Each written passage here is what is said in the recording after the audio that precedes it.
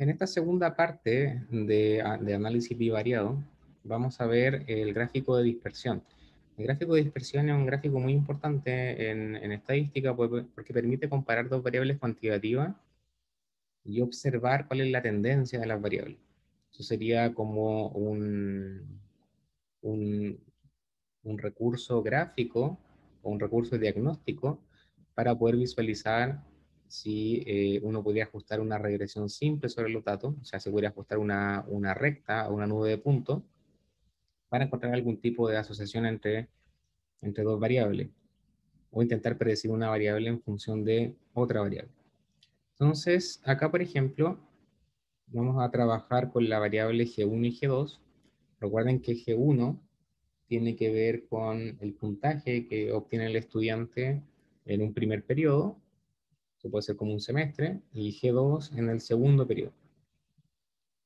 Entonces, si ejecutamos la función plot, que es el gráfico, justamente nos muestra el gráfico de dispersión. Este es el gráfico por defecto. Si yo coloco solamente las variables, hay que tener en consideración que G1 va a ser la variable que va primero en el eje X y G2 va en el eje Y. Bien, el gráfico viene sin nombre y los puntos vienen en color blanco y por defecto son círculos. Esto se puede cambiar las opciones y siempre recomiendo que en caso de podemos estudiar la función helplot y ver las opciones que están disponibles para el caso de un gráfico x, y en este caso. Ahí se ve que son los argumentos x, y acá muestra, por ejemplo, que la función type modifica el tipo de dibujo. En este caso, por defecto está en P porque hace puntos, pero uno puede generar líneas o ambos o distintas formas. Incluso puede cambiar el símbolo del dibujo. Si se fijan, también se puede agregar el main, se puede agregar título, se puede agregar subtítulo, nombre al eje X, nombre al eje Y y otro elemento más. Y acá abajo hay unos ejemplos si pueden copiar y pegar y probar qué es lo que hace. Acá tenemos entonces el gráfico básico. Si colocamos un título muy general, que sería gráfico de dispersión, eso lo podemos observar ejecutando y podemos ir cambiando ciertos elementos del gráfico. Vamos a dejar el nombre de la variable igual porque acá estamos contrastando ciertas dos variables. Y podríamos agregar color.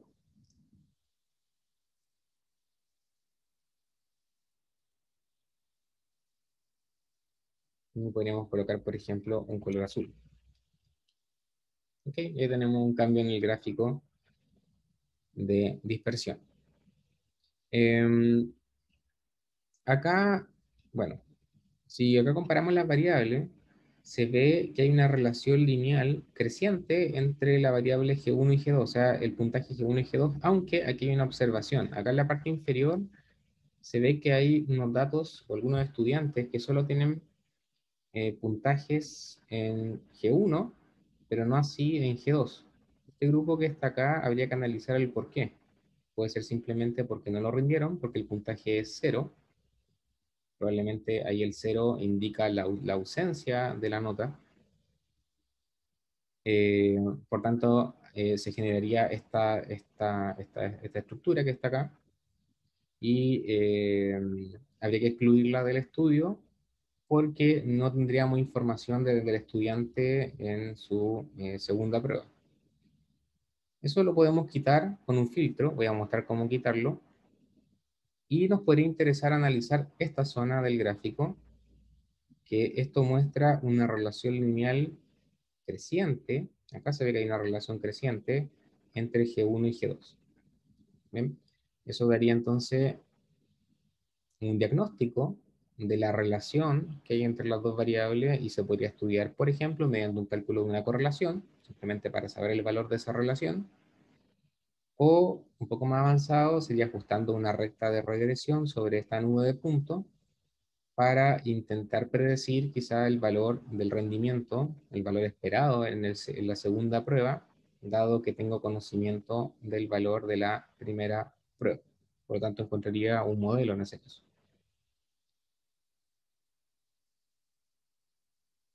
Ahora, siguiendo con el tema de los gráficos, hay varias funciones, o un grupo de funciones que pueden hacer el mismo tipo de gráfico. Por ejemplo, esta es la función pairs.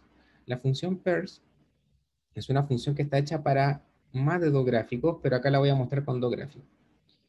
Por ejemplo, acá vamos a aplicar la función pairs sobre la variable G1 y G2. Fíjense que acá, previo a esto, hay otra función que se llama cbind, que se lee como column-bind. Lo que está haciendo esta función es pegar. Está pegando la columna de G1 con la columna de G2. Bien, esta es una función que se usa en R para tomar dos columnas de datos y pegarlas y trabajarlas como una matriz. ¿Por qué? Porque la función pairs lee una matriz, no lee las variables por separado. Entonces, con esta instrucción estamos diciendo que yo quiero graficar, con esta función pairs, quiero graficar esta matriz que está compuesta por las columnas 1 y 2. Es más, si lo ejecutamos fuera del script, lo voy a ejecutar en la consola directamente, acá en la parte inferior, lo voy a ejecutar. Pueden ver que lo que hace esa función column-bind es pegar las columnas con las que estamos trabajando. Ahí se ve la parte inicial, ahí está, G1 y G2 que están pegadas acá. Al aplicar esta función, se genera entonces un gráfico de dispersión, pero como reflejo. La gracia es que este gráfico se puede leer en cualquiera de los dos sentidos, eh, respetando el orden de la variable. Por ejemplo, acá, si yo leo este gráfico que está aquí, este gráfico, la G se encuentra en el eje X y G2 está en el eje Y. Este gráfico es exactamente igual al que nosotros hicimos con la función plot. Bien, en cambio, este gráfico que está acá es el reflejo del gráfico G1 y G2, ¿ok? O G2 en función de G1. Acá está al revés. Acá G1 está en función de G2. Acá G1 estaría en el eje Y, en este eje de acá, ¿cierto? El eje Y. Y en cambio, G2 estaría ahora en el eje X. Bien, entonces eso es lo que nos permite la función pairs. Y la gracia de esta función es que se puede aplicar sobre un conjunto de variables. Por ejemplo, me voy a saltar la función core, voy a saltar acá. ¿Qué pasa si tengo tres o más variables? Bueno, la función pairs es buena. Plot solamente sirve para dos variables. Ahora, ¿qué pasa si tengo tres o más variables? Simplemente con la función column-bind o cbind, yo pego las columnas. Por ejemplo, aquí estamos trabajando con el puntaje G1, ¿cierto? Que es la primera instancia o el primer semestre. El puntaje G2 y estamos trabajando con esta variable que tenía que ver con la ausencia, con el número de ausencia o de inasistencia del estudiante. Acá le aplicamos la función column-bind para pegar estas tres columnas y la función pairs lo que hace entonces sería graficar todo esto junto. Vamos a ejecutar y ahí tenemos entonces un gráfico de las tres variables y las podemos ir comparando ya sea en la parte inferior, en el triángulo inferior o en el superior. Recordando que el orden de las variables indica justamente la lectura de los ejes. Por ejemplo, si yo me paro en este gráfico que está acá, este gráfico lo que está representando es a G1 en el eje X, porque está aquí, hacia abajo, entonces aquí estaría G1, y en el eje Y estaría la variable que hace referencia a las inexistencias, entonces aquí estaría esta variable acá. Bien, si por ejemplo tomamos este gráfico que está acá, en este gráfico G1 sigue estando en el eje X y G2 está en el eje Y, y acá tendríamos entonces el otro en el cual G1 está en el eje Y G2 está en el eje X y así sucesivamente tendríamos entonces toda la mezcla de los gráficos. Bien. La función core lo que hace es calcular la correlación de Pearson entre las variables. Acá vimos que, por ejemplo, se ve que la relación entre la variable G1 y G2 es una relación positiva, que es creciente. Ambas variables crecen, pero necesitaríamos saber o tener un dato sobre la fuerza de la relación entre las variables. Acá estamos considerando todo el análisis sin excluir estos valores que están acá. Insisto que estos valores, bueno, están aquí en el estudio, son parte de lo que uno tiene que hacer en el análisis estadístico y preguntarse qué hacen esos puntos acá.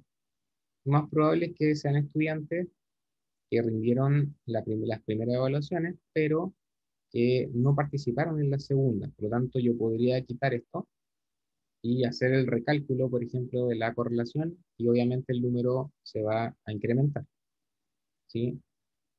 Vamos entonces a calcular la correlación entre G1 y G2 es 0,85, que de acuerdo a las escalas habituales es una correlación fuerte, positiva y fuerte. Quiere decir que ambas variables están creciendo y que la dispersión de ese crecimiento es bastante cerrado. O sea, quiere decir que la nube de puntos es mucho más acotada. Mientras más se abra esta nube, la correlación baja. ¿Bien? Tenemos entonces eso. Ahora, vimos acá el gráfico de las tres variables. Aquí están las tres variables. Acá, a simple vista, uno podría intuir los valores de la correlación. Al menos ya sabemos que G1 con G2 tienen correlación alta y positiva, se ve. Ambas variables crecen. Si crece G2, G1 está creciendo, viceversa. Si crece G1, crece G2. Pero se ve que en el caso de las variables G1 y G2 cruzadas con esta variable, se ve que la relación, por ejemplo aquí podemos mirar estos dos gráficos que están acá abajo, se ve que la relación no es creciente. Es más, se ve prácticamente nula. O sea, si yo pasara una recta por este nube de puntos, prácticamente pasaría horizontal, a diferencia de este gráfico que se ve que pasa justamente con una diagonal, con una pendiente pronunciada, lo cual esto respalda que uno espere una correlación alta y positiva, en cambio acá uno esperaría una correlación baja y en realidad esperaría una correlación cercana a cero. Si ejecutamos la función core, se fijan acá, la función core está siendo aplicada sobre la función cbind, que pega, el columbine que pega las tres variables, lo ejecutamos y obtenemos una matriz de correlaciones. Esta matriz de correlaciones tal cual el gráfico, sigue el mismo orden, y la lectura basta con leer los valores que hay en el triángulo inferior para tener la respuesta. Obviamente, acá en la diagonal, aquí en la diagonal, la correlación es 1, y eso es lógico porque una variable consigo misma tiene una relación perfecta. O sea, en este caso sería una relación positiva perfecta. Bien, y eso es porque una variable consigo misma, si uno la grafica, si graficara G1 con G1, ¿cierto? G1 con G1, eso es una G, se vería prácticamente una recta perfecta. Así, lista de punto, sin ningún tipo de dispersión como esta, por ejemplo, que está abierta y tenemos dispersión. Entonces, lo que nos tenemos que fijar son en estos valores que están acá abajo, en ese, en ese y en ese, que si ustedes se fijan están replicados. Acá hay un espejo, por lo tanto este valor se replica acá, este valor está replicado acá, y este valor se replica acá. Solo nos fijamos los tres de abajo o los tres de arriba. Acá tenemos la correlación entre G1 y G2 que sabemos que es alta, 0,85. Eso se ve aquí en el gráfico. Probablemente si quitamos esos puntos que están acá abajo en la parte inferior, eso va a ser mucho más alto. Y tenemos los valores que esperábamos en las otras correlaciones. Acá la correlación entre esta variable tiene que ver con, ¿cierto?, con la inasistencia, eso. Y G1 se ve que era baja y es baja, es prácticamente nula, es prácticamente cero, o eso uno podría decir que es negativa pero muy débil, que da menos 0,03. menos 0,03, prácticamente cero, por eso no se observa una tendencia aquí entre los datos. Lo que significa que si yo quisiera trazar una recta para ver la tendencia, prácticamente la tendencia es nula. En este caso, nos muestra que la tendencia es nula, en realidad es débilmente negativa, por no decir nula. Y lo mismo pasa cuando mezclamos la variable G2 con la variable acá de la asistencia. Tenemos entonces eso que está ahí y prácticamente el valor es nulo.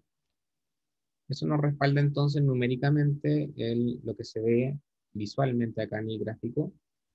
Y bueno, como contenido extra, si queremos quitar esos valores cero, lo que podemos hacer es aplicar un filtro.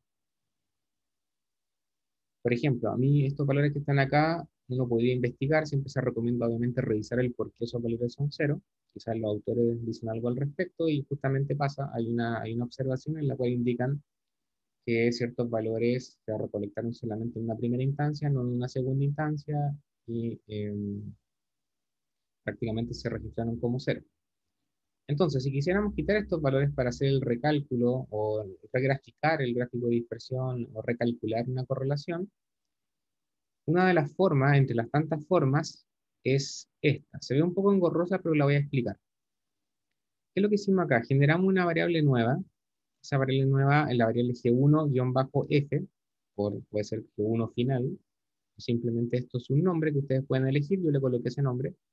Y le estamos asignando algo. ¿Qué le vamos a asignar? Le vamos a asignar a G1. Pero, hay un pero, y el pero es que yo voy a entrar a G1. Recuerden que el corchete en R significa entrar al vector de datos o entrar a la matriz de datos. Y vamos a colocar una condición dentro. ¿Cuál es la condición? Que solamente vamos a tomar los G1, pero que cumplan que G2 es mayor a 0. Si lo vemos acá en el gráfico, si lo vemos en el gráfico, estaríamos tomando entonces todos los G1 que cumplan donde G2 sea, ¿cierto?, eh, mayor a 0. Por tanto, ahí haríamos un corte en esta zona y tomaríamos todos los valores que están acá arriba. Desde el punto de vista de G1, ojo, son los valores que están aquí, están reflejados en el eje X. Y generamos una variable G2 ahora. La variable G2 sería entonces G2F, un nombre también que le inventé, y le asignamos a G2 cumpliendo, obviamente, que G2 tiene que ser mayor a 0. ¿Sí? Bajo esa condición. Acá se podría haber colocado directamente G2 mayor a 0, pero bueno, simplemente lo dejé así para que se vea igual a la expresión que está acá arriba. Con esto, lo que hacemos es filtrar los datos. Solamente nos estamos quedando con los G1 y los G2 que tengan valores mayores en donde, perdón, G2 sea mayor a 0. Acá no hay ningún caso en donde G1 genere ceros. O sea, todos los estudiantes dieron la primera prueba, pero así ahí tenemos un conjunto de estudiantes que son 2, 4, 6, 8, alrededor de 9 estudiantes que no dieron la segunda, y ya con eso estamos listos. Si lo ejecutamos, ahí se ve que se genera la variable, pasamos de 395 observaciones a 382, y acá lo mismo, ahí está, tenemos entonces las dos variables filtradas, y finalmente, bueno, eran más valores de los que se ven acá, probablemente hay números que están superpuestos. Ahí pueden haber dos personas que sacaron el mismo puntaje en la prueba 1 y no presentaron la prueba 2. Entonces, aquí en estos puntos se ve entonces que estarían superpuestos. Bien, hay puntos que están superpuestos aquí, por eso son más datos los que se quitan. Son alrededor de 13, si no me equivoco. Ya con eso podemos hacer el nuevo plot. Y tenemos entonces el plot limpio, el plot con el filtro. Entonces aquí sería, lo vamos a dejar como main, aquí sería gráfico, tenemos entonces el gráfico de dispersión con el filtro. ¿Ok? Y tenemos entonces nuestro nuevo gráfico y podemos recalcular aquí la correlación y nos da 0,90. La regla 0,85, al quitar esos datos, que lo que hacen es bajar justamente la tendencia, nos da una nueva correlación de prácticamente 0,91, que es altísimo. Esto quiere decir que la relación lineal es muy fuerte y positiva entre la nota que se obtiene en la primera evaluación y en la segunda. Una crece, una es alta, la otra también. Y bueno, acá si queremos comparar ambos gráficos, para ver cómo el antes y el después, pueden utilizar la función par. La función par, recuerden que es la función partition sobre la pantalla gráfica y se ejecuta la función dentro mfrow, que es main row, que ¿cierto? Es la indicación de cómo debe cortar la pantalla gráfica. En este caso, estamos indicando que corte en una fila y dos columnas. Ejecutamos esa función, ¿cierto? Queda aquí en la consola y ahora generamos el gráfico, el primer gráfico, que era el gráfico con la variable G1 y G2 sin filtrar, sería ese gráfico, y el segundo gráfico, que sería con el filtro. Bien, ahí está la diferencia entre los dos gráficos. Si quieren, bueno, acá le podemos traspasar los nombres de los main, que lo van a ver ustedes después listo en el código que van a abrir. Recuerden que este código está publicado.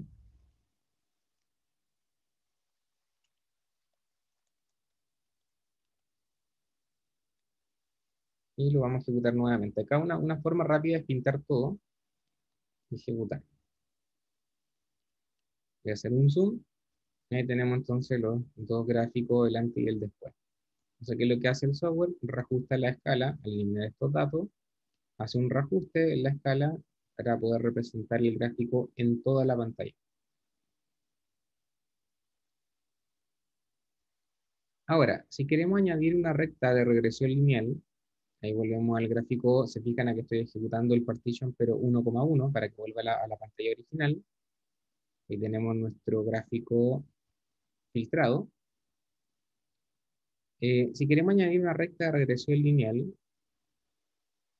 lo que hay que hacer es generar un modelo de regresión lineal entre las variables.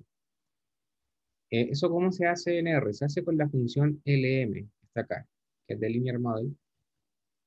Tenemos la función LM y esa función le vamos a asignar un nombre, en este caso linear, es por colocarle un nombre, aquí le pueden colocar cualquier cosa, pero le vamos a asignar esta función.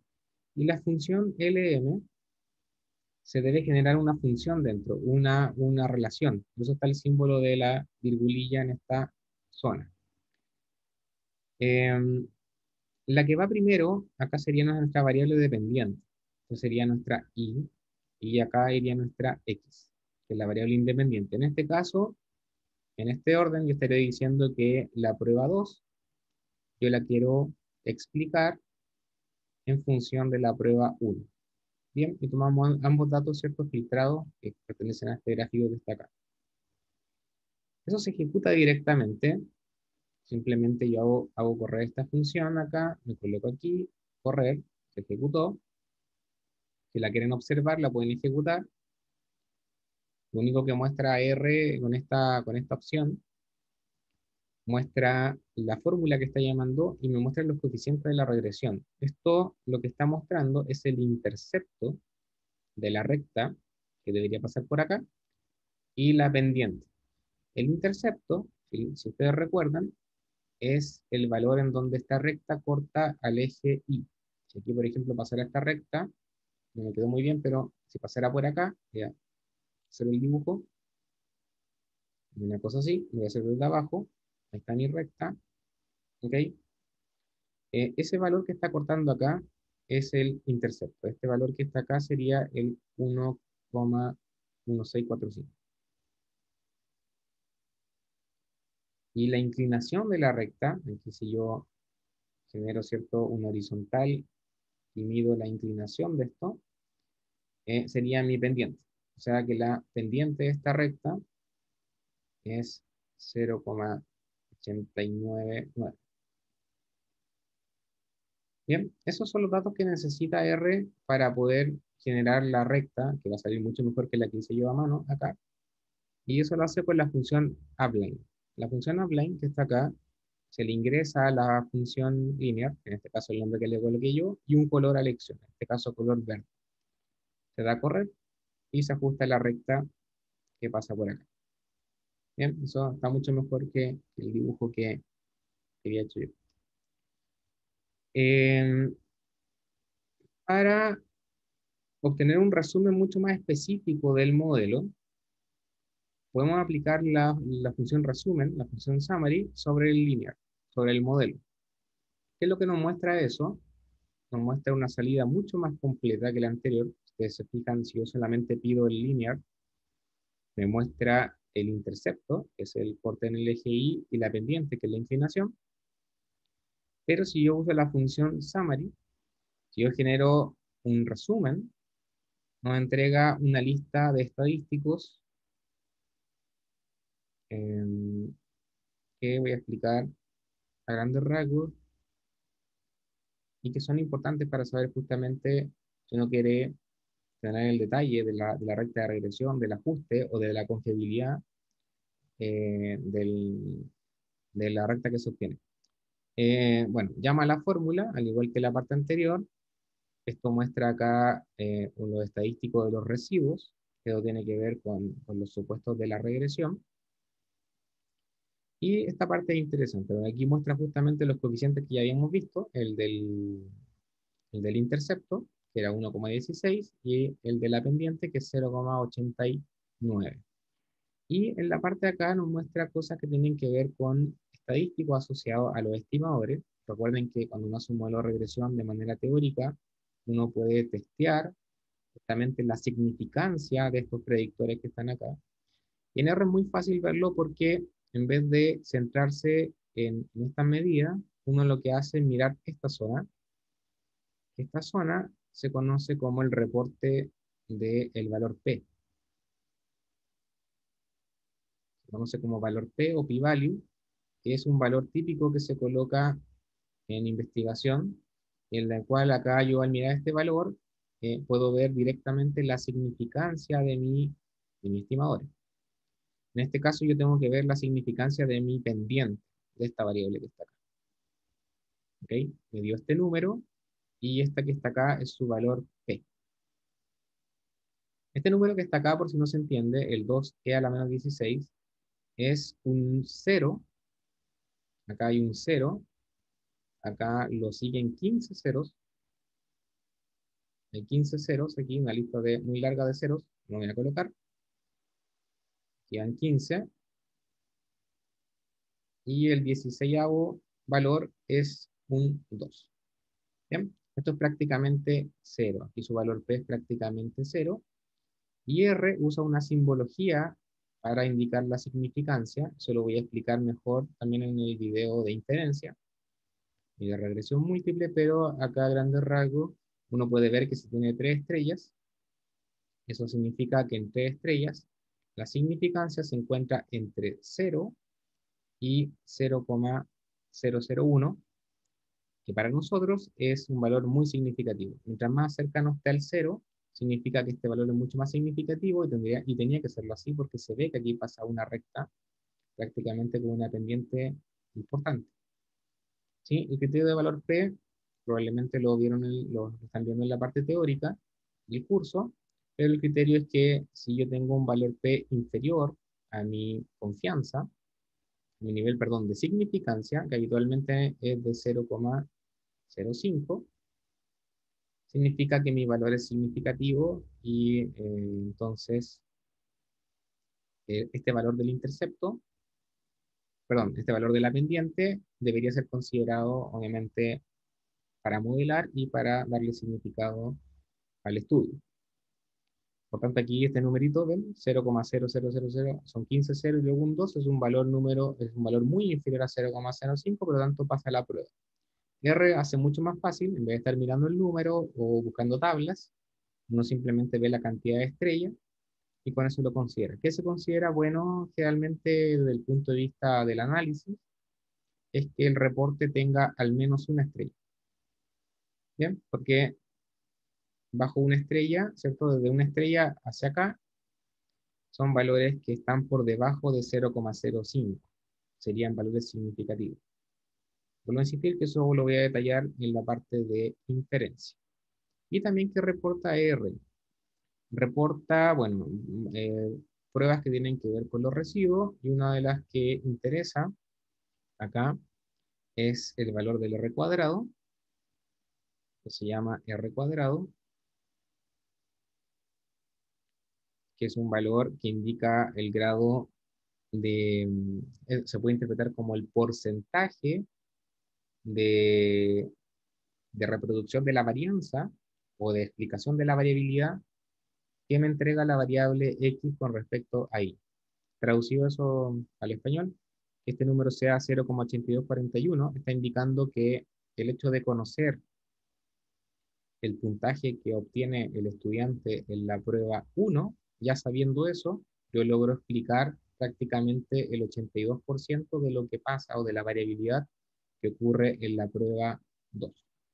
Eso significa que la prueba 1 es una variable muy buena, muy importante, muy fuerte, por eso la correlación es alta, por eso es significativa, o sea, una variable muy importante para saber qué ocurre con el rendimiento en la segunda evaluación del estudiante.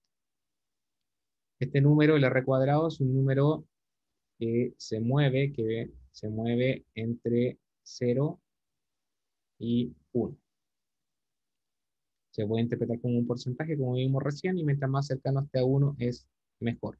Eso quiere decir que la variable está haciendo mucho mejor el trabajo. O sea, esa variable logra reproducir qué es lo que pasa, reproducir la variabilidad de la variable que está explicando. Y finalmente, acá hay un estadístico F, que este estadístico tiene que ver con la significancia del modelo. Acá lo mismo. Acá se ve, aquí está indicando explícitamente que su valor P es inferior a este número, a 2,2 por E a la menos 16. O sea, es un 0,15 ceros y luego un 22, que sería esto que está acá. Ese valor, ¿cierto? Es inferior a 0,05, ¿ok? Es inferior a 0,05. Por lo tanto, eso está indicando que el modelo es significativo a nivel global. Voy a detallar eso en la parte de inferencia, entrar en mucho más detalle. ¿Por qué 0,05? Puede ser una de las preguntas que uno se puede hacer, y es porque es un número que se usa de manera habitual. ¿Por qué se usa 0,05? Probablemente ustedes, si leyeron estudios en donde se hace inferencia estadística, han escuchado la palabra confianza. Se dice que el estudio se hizo con 95% de confianza. Ese es el habitual o el recomendado cuando uno hace algún tipo de estudio estadístico. 95% es la confianza del estudio y el restante 5% se llama la significancia. 5% es justamente este número que está acá, que es el 0,05. En estadística, ese número se conoce como la significancia o el error inferencial que se comete cuando se realiza este estudio. Son valores recomendados. Uno podría modificar esos valores, pero habría que justificar el por qué. Lo habitual suele ser 5% de significancia. Como desafío de esta parte, para que trabajen toda esta unidad, les recomiendo analizar las variables age y la variable que tiene que ver con la inasistencia del estudiante. Age podría trabajarla, ¿cierto?, con los mismos 3 intervalos que vimos ahora. Y bueno, la variable de inasistencia también deberían trabajarla en intervalos porque es una variable cuantitativa. Eso lo podemos comprobar de inmediato. Si yo escribo acá, la ejecutamos, tenemos, es una variable cuantitativa. Si le realizamos un resumen,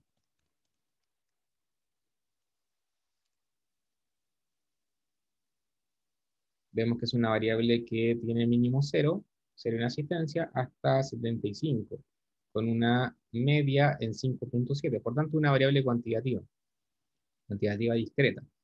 Así que esta variable la podrían dividir, por ejemplo, en 7, vamos a colocar en 5 intervalos y hacer la comparación. Bien, podrían realizar un gráfico de dispersión primero, eso es sin segmentar, cálculo de la correlación de Pearson. Aquí podríamos agregar tablas de contingencia